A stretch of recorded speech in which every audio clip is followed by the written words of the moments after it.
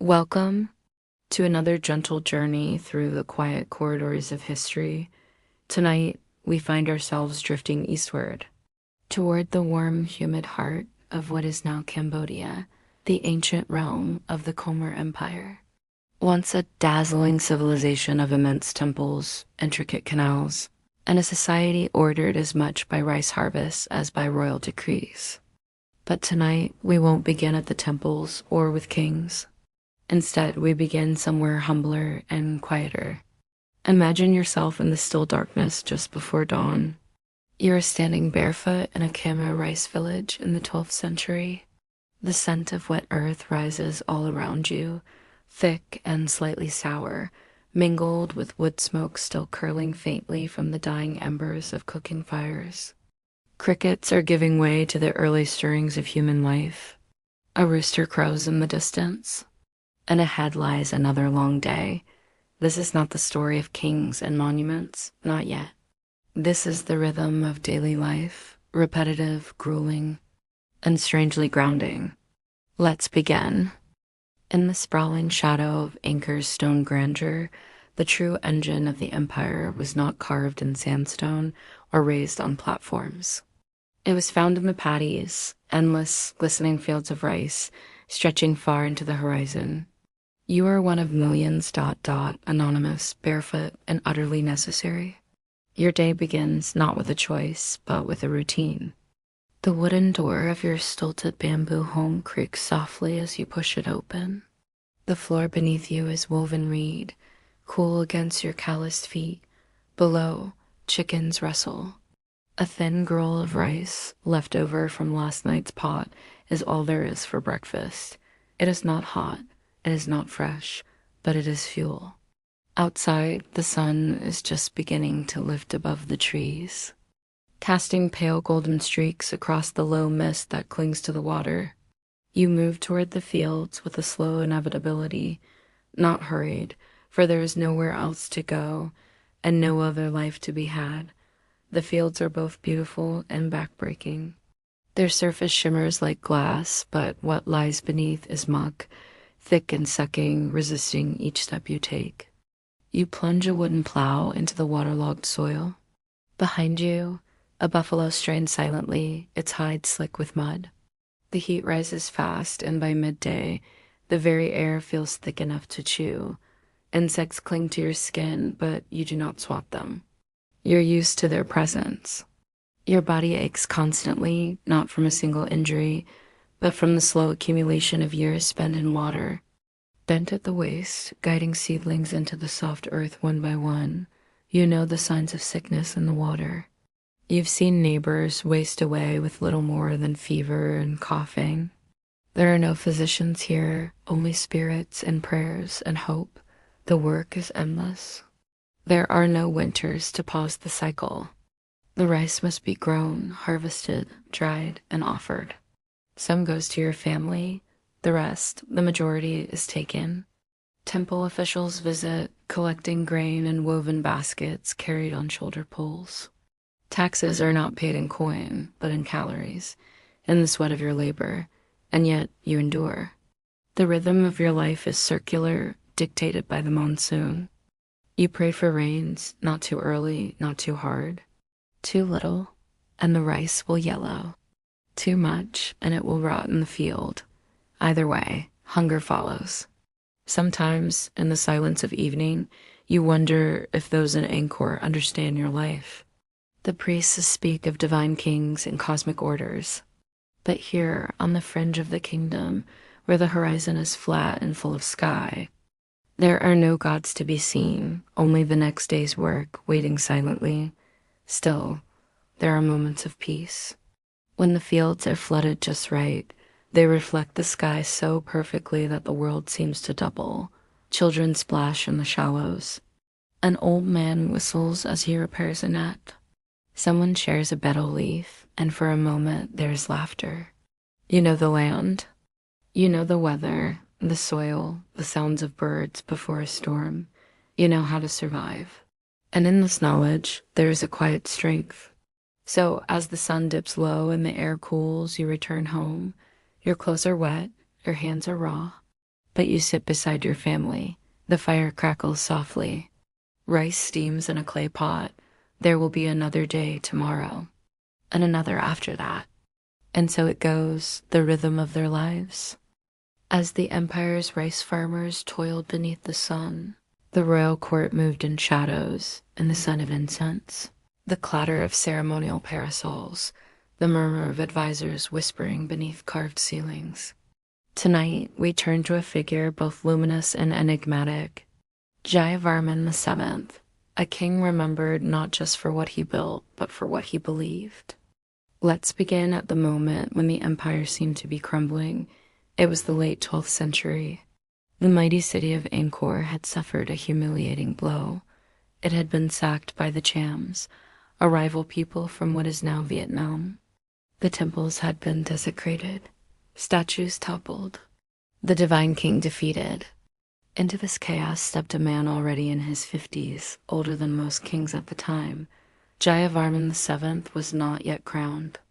In fact, he had lived much of his life in the periphery of power, likely as a prince without direct claim to the throne. He was educated, introspective, and unusually devout, not in the Hindu tradition that had long defined Khmer royalty, but in the rising current of Mahayana Buddhism. He did not promise vengeance. He promised restoration. When he finally seized power, it was not with celebration ... but with the grim duty of rebuilding. And rebuild he did, on a scale that remains staggering even today. He launched the construction of Bayon, the surreal temple at the heart of Angkor Thom, its 54 towers, each carved with giant, serene faces that seem to watch you from every direction. Some believe these faces represent Avalokiteshvara, the bodhisattva of compassion. Others believe they are his own.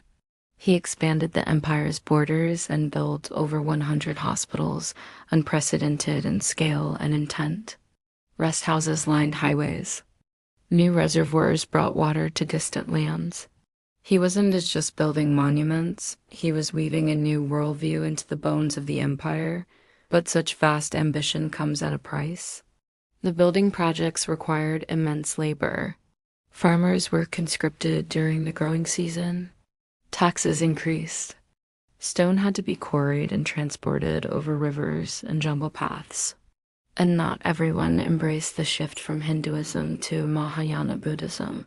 Jayavarman's reign lasted more than 30 years. Toward the end, he began to fade from view, his power waning, his massive projects slowing. He was likely in his 80s when he died, and the empire that mourned him would soon begin to unravel. His successors, many of them Hindus, sought to erase his influence. Temples were defaced. His gentle-faced statues beheaded. Even inscriptions were defiled, lines chiseled away by those who came after, and yet ... he endures. Not just in stone, but in the roads, the hospitals, the idea that a king's greatness might lie not in conquest, but in care. That a ruler might, just once, be remembered for compassion, not fear. Jayavarman VII, a man of peace who ruled in war. A man of humility who left behind a city of gods. As you drift deeper into this night of quiet ruins and forgotten roads, we turn now from kings and farmers to water. Water in the Khmer Empire was more than a resource. It was a religion, a science, and a silent power that built and broke a civilization. Tonight, we explore one of the most extraordinary engineering mysteries of the ancient world, the hidden reservoirs or berries of Angkor.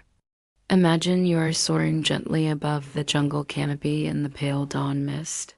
Below, the carved spires of Angkor Wat rise from a dense sea of green. But around it, there is something even more surprising. Great rectangles carved into the land, now filled with water or overgrown with reeds. These are not natural lakes. They are the engineered lifeblood of an empire.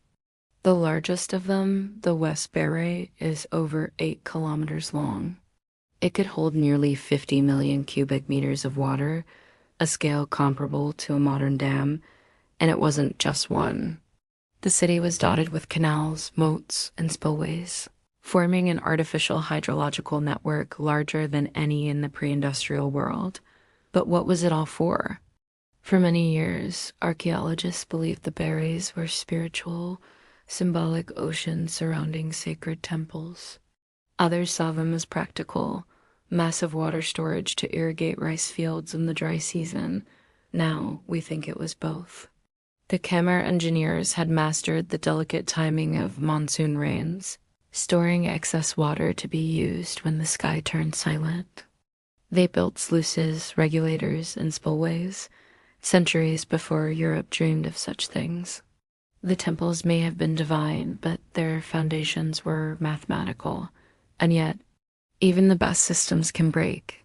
Recent LiDAR scans, laser mapping of the jungle floor, revealed that around the 14th century, something went wrong. Canals clogged. Reservoirs dried up. Massive earthworks were abandoned mid-construction. Sediment piled in places where it shouldn't. A new theory emerged: climate chaos.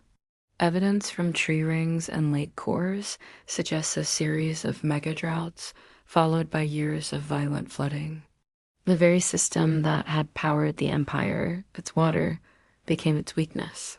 The infrastructure was too rigid, too vast. When the rains changed, the channels could not adapt. Fields failed, villages vanished, and the city, over generations, began to crumble. By the time European explorers stumbled upon Angkor in the 19th century, nature had reclaimed it. The great reservoirs were still there, but silent, filled with lotus, frogs, and memories.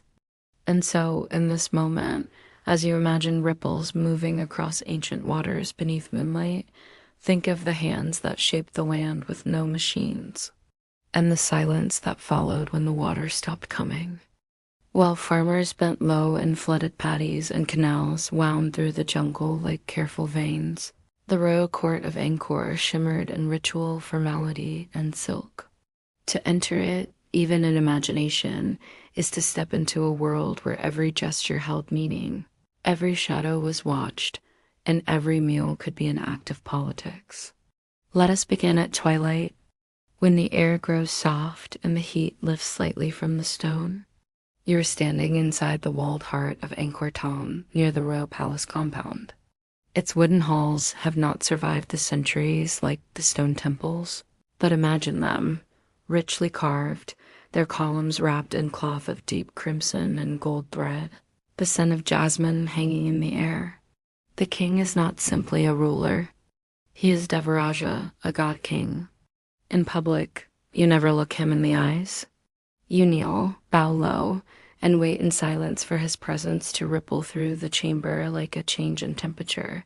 The royal court is a carefully maintained theater.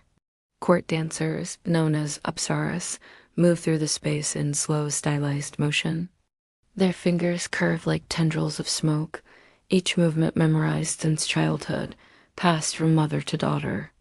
They dance not to entertain, but to communicate with the divine, to enact myths, to keep the universe in balance. Behind them, musicians play gentle, cyclical rhythms on bronze gongs and bamboo flutes. The melody rises and falls like breathing, steady, unhurried, hypnotic. Now the feast. Low tables are arranged on woven mats.